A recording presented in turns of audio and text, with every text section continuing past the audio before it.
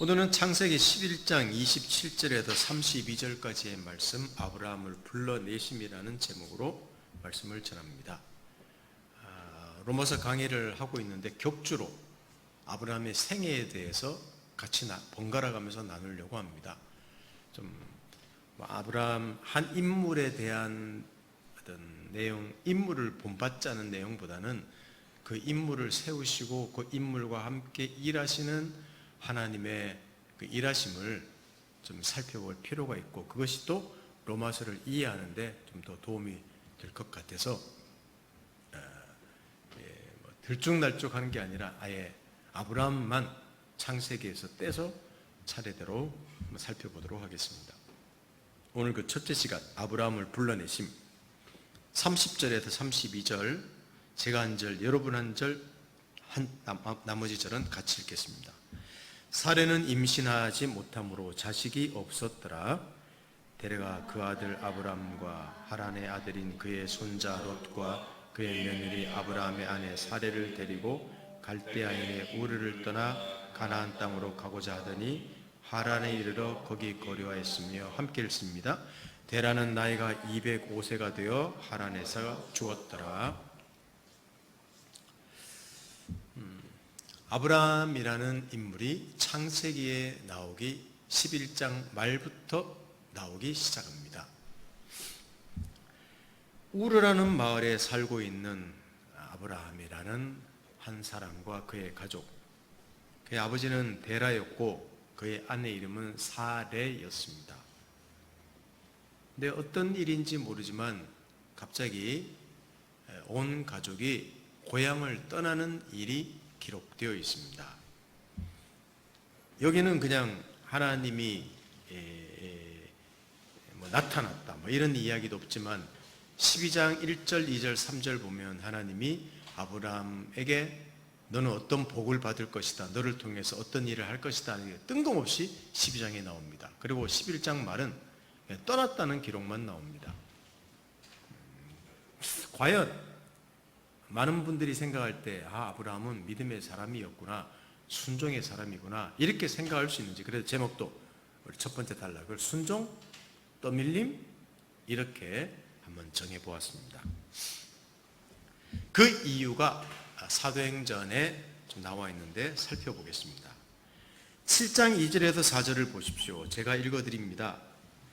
스데반이 이르되 여러분 부형들이여 들으소서. 우리 조상 아브라함이 하란에 있기 전 메소포타미아에 있을 때에 영광의 하나님이 그에게 보여 이르시되 내 고향과 친척을 떠나 내가 네게 보일 땅으로 가라 하시니, 아브라함이 갈대아 사람의 땅을 떠나 하란에 거하다가 그의 아버지가 죽음에 하나님이 그를 거기서 지금 너희 사는 이 땅으로 옮기셨느니라 라고 스데반의 설교 중에 기록되어 있습니다. 여기 보시면 영광의 하나님, 다른 말로 하면 찬란한 빛을 비추면서 나타난, 물론 하나님은 영광의 하나님, 그 위대하심을 나타낼 때 영광의 하나님이라고도 말하지만 이 문맥상으로 보면 이렇게도 상상할 수 있습니다. 찬란한 빛 가운데 하나님이 나타나셨다. 그리고 그 여호와라는 신이 떠나라고 해서 그 가족들이 떠났다, 이렇게 보는 것도 좋을 것 같습니다. 여호수아라는 구약 성경을 보면 조금 더 좀 자세한 내용이 나옵니다. 성경 구절이 많지 않기 때문에 한번 이것도 찾아보겠습니다. 여호수아 24장 2절 3절을 한번 보십시오.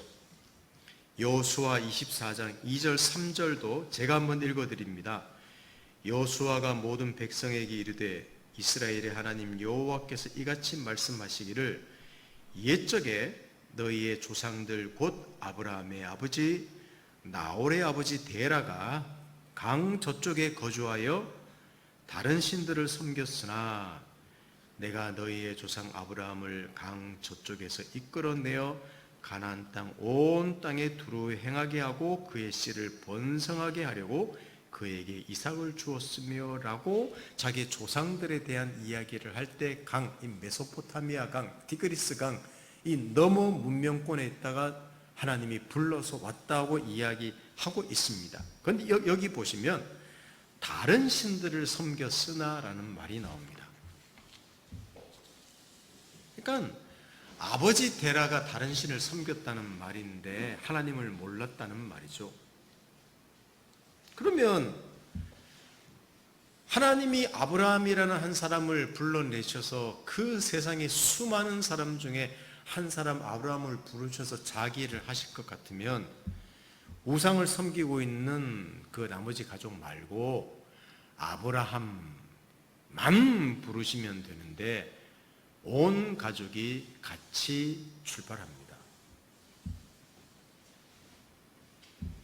무슨 말입니까? 다른 말로 하면 아브라함도 그 아버지 데라처럼 최소한 같은 편이다. 우상을 섬기고 있었다고 말할 수 있습니다. 이렇게 정리해 보십시다.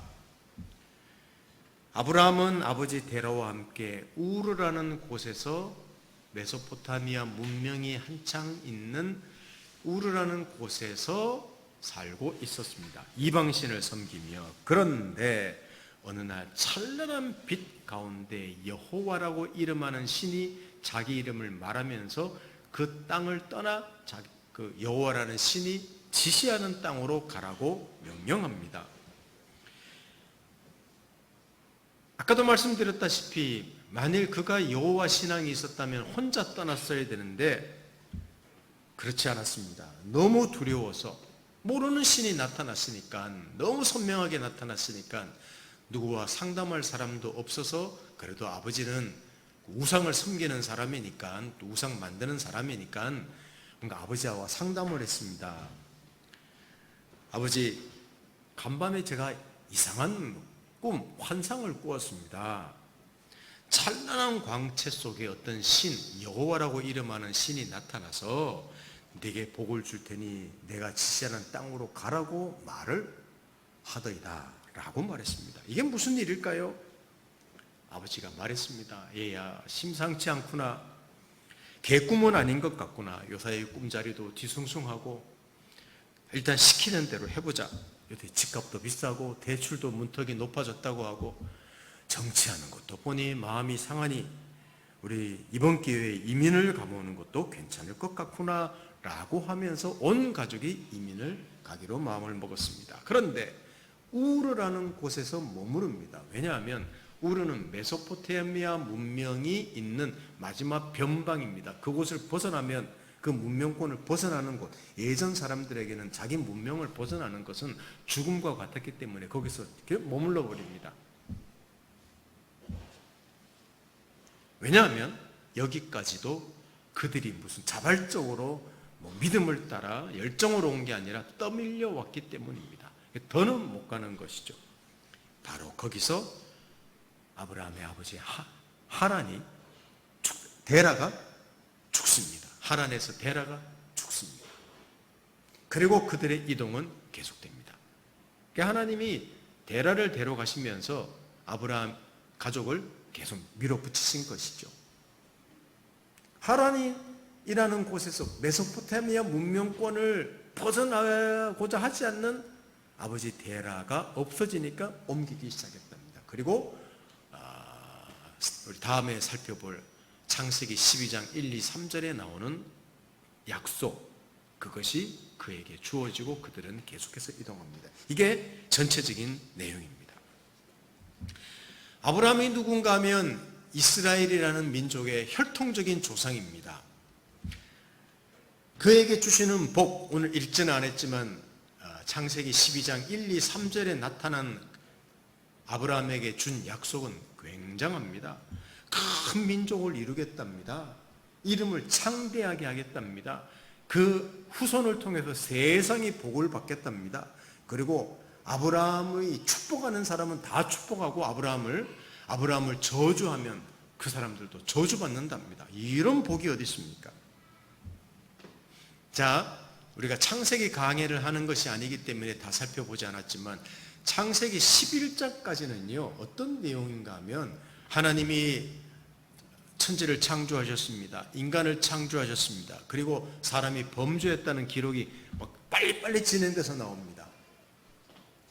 그리고 범죄한 인간의 원 역사를 쭉 설명하면서 중간에 노아 시대 때 대홍수 사건이 나오고 그 다음에 바벨 탑는 사건, 이 중요한 사건이 중간에 기록되어 있습니다.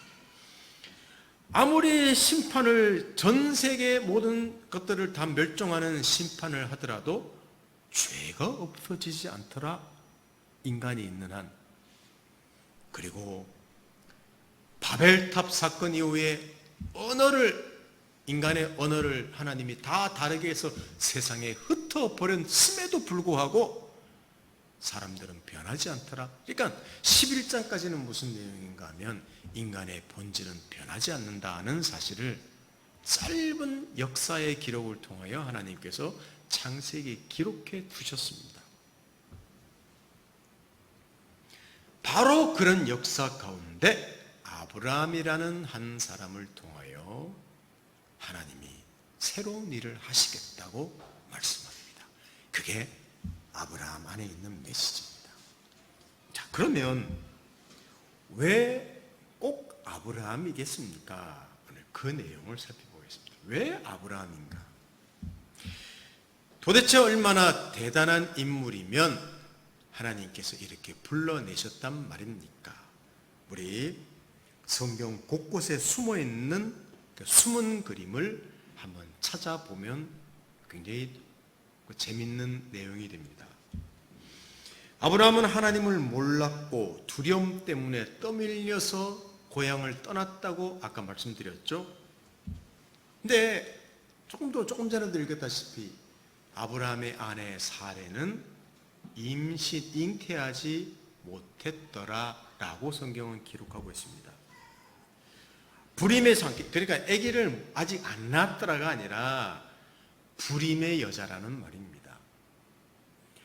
아니, 하나님이 불러내면 굉장한 사람을 불러내실 줄 알았더니 떠밀려서 어디 옮기게 만들었고, 그 부인은 불임의 여성이었다. 이게 성경의 기록이에요.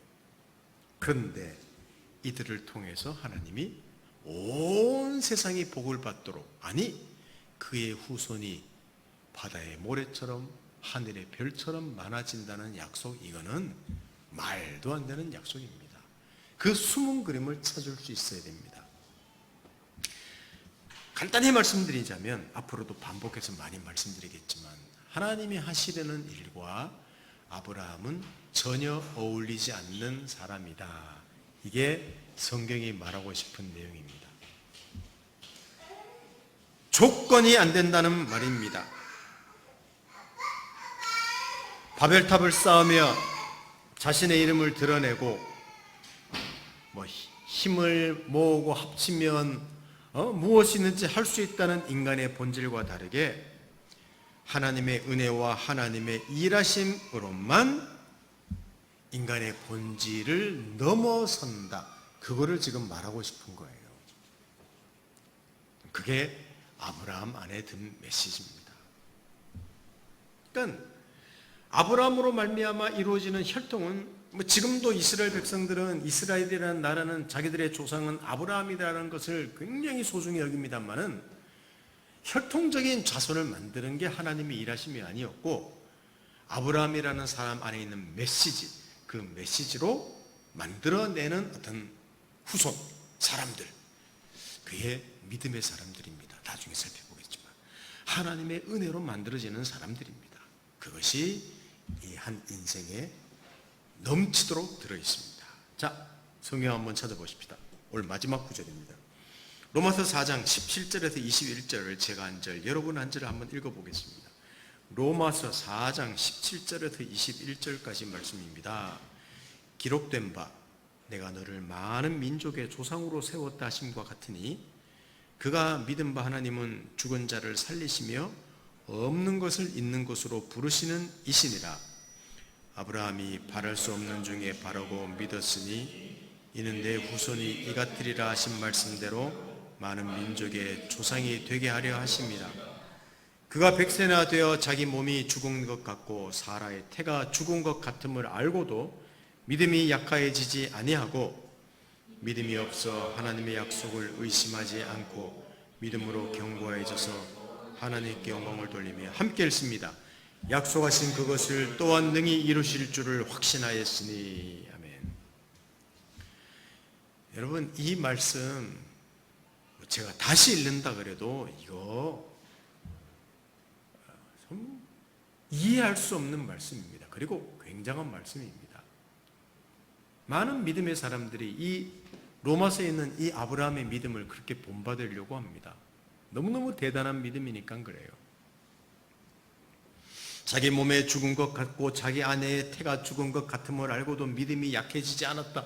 와, 그럼 믿음이 견고해졌다. 의심치 않았다. 바랄 수 없는 중에 바랐다. 이야, 여러분, 이런 사람이 세상에 어디 있습니까? 자기 부인이 아기를 못 가졌는데도 반드시 아기 낳을 거야. 큰 민족 이룰 거야. 믿음 한 번도 약해지지 않았다는 것처럼 들리는 기록이 나와 있기 때문입니다. 도대체 이 아브라함이라는 사람은 우리와 피색깔도 다릅니까? 유전자가 다릅니까? 도대체 뭐가 다릅니까? 여러분, 이 로마서에 있는 내용의 하나님 메시지의 진의를 이해하셔야 됩니다. 이 표현은 그가 받은 복은 조금이라도 아브라함에게서 나온 것이 아니다 라는 이야기입니다. 상상을 해보십시오. 이게 믿을 수 있는 겁니까? 자, 앞으로도 살펴보겠지만 로마서 아브라함의 생애에 나타나는 많은 사건들과 메시지들은요, 바로 이것을 하나님께서 자꾸만 증명해 보이신 것입니다. 그의 생애를 통하여. 의도적으로 그렇게 하셨는지도 몰라요, 그 인생을. 자, 다시 말씀드린다면 그가 받은 복은 아브라함 자신에게 일절 근거가 없는 것이다. 하나님께서 일방적으로 주신 것이다. 그게 오늘 이 로마서 4장에 있는 표현이란 말입니다. 그렇습니다. 이것이 기독교입니다. 나는 이러이러해서 믿음을 가질 수가 없어. 저 사람은 저래서 안 돼. 기독교에는 이게 없습니다. 나는 이 정도로 열심과 정성을 다했기 때문에 분명히 복을 받을 거야. 저렇게 착하게 사는 사람이 복을 받지 않으면 안 돼. 기독교는 그런 게 없습니다. 이게 우리가 보통 가지고 있는 상식입니다. 그리고 종교성입니다. 하나님 앞에서 떳떳할 수 있는 사람은 한 사람도 없습니다. 그리고 하나님 앞에서 자기 인생을 포기할 만한 사람도 한 사람도 없습니다. 이게 기독교입니다. 기독교는 사랑의 종교라고 말합니다. 왜 사랑의 종교라고 말하는가 하면, 여러분, 사랑이라는 말이 많이 나오기 때문에 사랑의 종교라고 하지만 사실은 사랑의 종교, 은혜의 종교, 그런 이야기를 합니다만, 이것은 전혀 가능성이 없는 자를 향해 일체의 은혜와 사랑을 베푸시며 하나님의 열심으로 만들어 나가시는 것, 그래서 사랑의 종교라고 하는 겁니다. 우리 그것을 좀 이렇게 오해하시면 안 됩니다. 그래서 하나님이 베푸시는 구원에서 제외될 사람은 없습니다. 아무런 조건이 없습니다. 우리 예상과 다릅니다. 누구를 향해서도 그래서 오래 참을 수 있습니다. 10번 넘어졌는데, 100번 넘어졌는데 그래도 가능합니까? 예, 하나님은 그렇게 이야기합니다.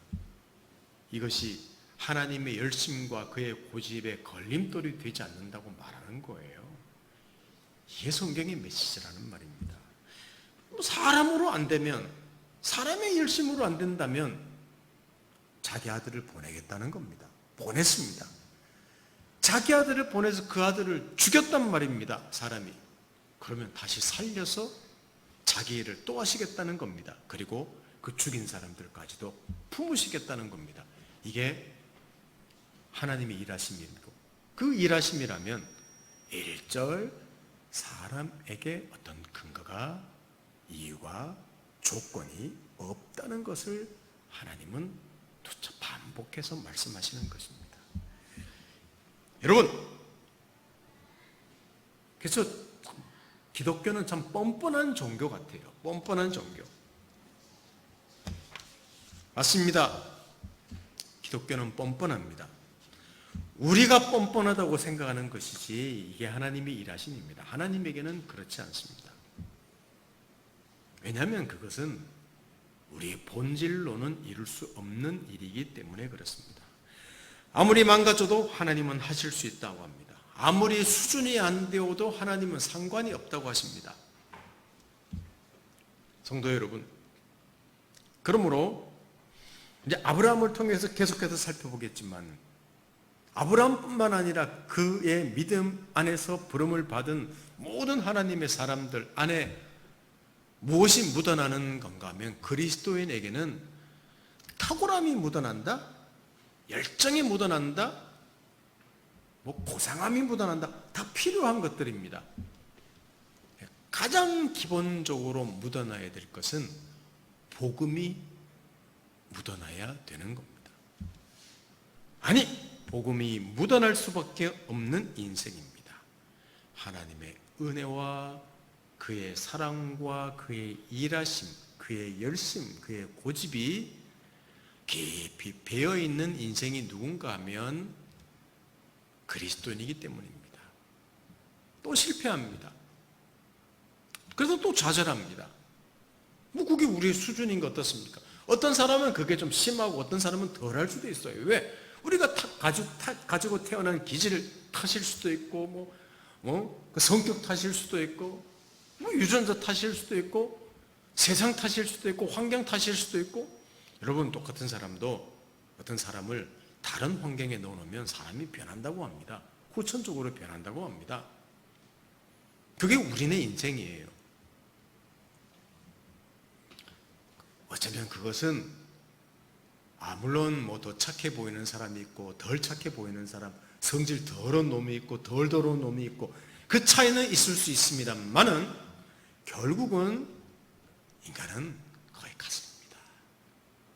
그래서 하나님께서 그들을 붙잡으시고 아들을 보내시며 그의 열심으로 한 사람 한 사람들을 불러내시고 만들어내시고, 그것을 위해서 아들을 보낸, 그것이 뭐냐면 우리 인생, 모든 인생, 특별히 그리스도인이라는 인생이 바로 그 복음이 묻어있고 복음이 배어있는 인생이라는 말입니다. 자신의 힘으로 열심히 살 수 있다고요? 최선을 다해 살면 된다고요? 왜? 살아야 됩니다. 탁월하게 살아야 됩니다. 그러나 사실은 그것뿐입니다. 그러나 하나님께 붙잡힌 인생은 한계가 없습니다. 상식을 넘어섭니다. 그래서 내가 가지고 있는 모든 한계에도 불구하고 조금이라도 기대할 수 있고 기다릴 수 있고 여유가 있을 수 있고 조금이라도 그런 중에도 감격이 있을 수 있는 것, 그래도 소망을 가질 수 있는 것은, 만일 내가 탁월하게 못 살아요, 글자도 몰라요, 환경도 나빠요, 그 인생은 망해야 되는 것이죠. 하나님은 그렇게 일하시지 않는답니다. 가면을 쓸 필요가 없기에 정직할 수 있습니다. 자유합니다.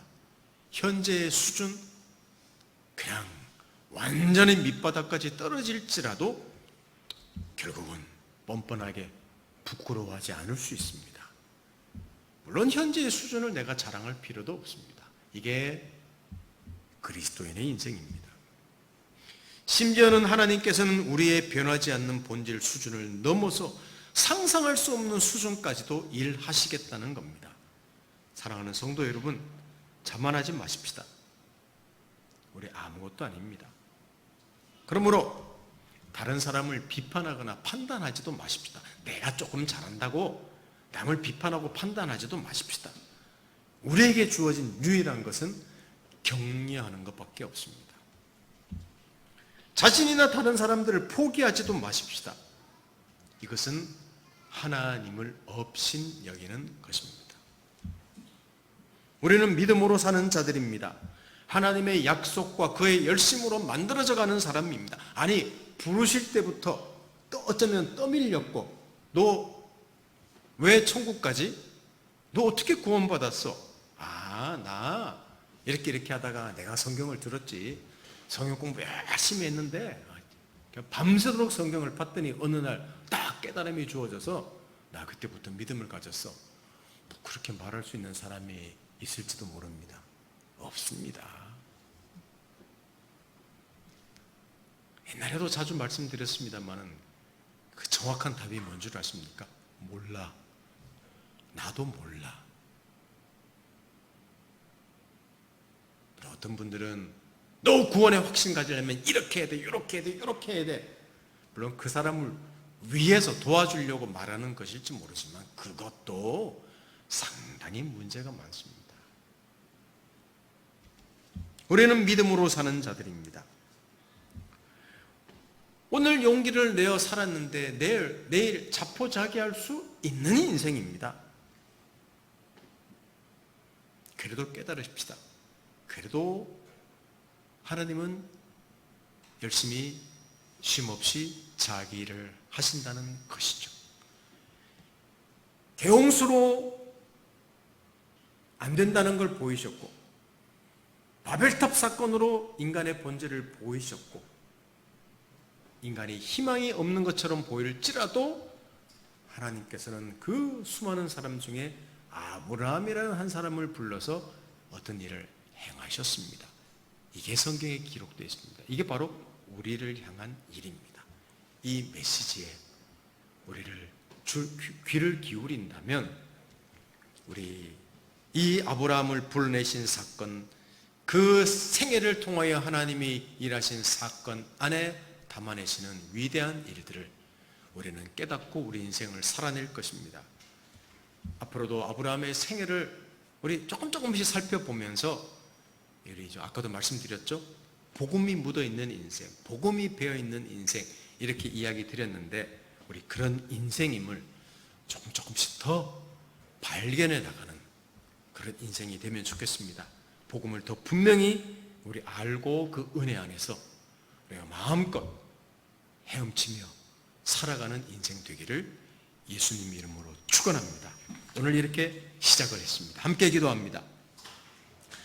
하나님 아버지, 우리 로마서 강의하는 중에 또 아브라함의 생애를 살펴볼 필요가 있어서 우리 시작을 했습니다. 짧게 아브라함의 생애를 살피는 중에 하나님, 수도 없이 많이 들어서 이젠 지겨울 정도의 말입니다. 그러나 이것이 성경의 기록이고 이 성경의 기록을 통하여 하나님께서 하시는 일이 있기 때문에 우리가 이 사실을 깊이 이해하고 복음이 묻어나는 인생을 매일매일 살아내며 자만하지 않고 포기하지 않고 비판하지 않고 업신여기지 않는 그런 인생을 저희들 살아낼 수 있도록 도와주십시오. 예수님의 이름으로 기도드립니다. 아멘.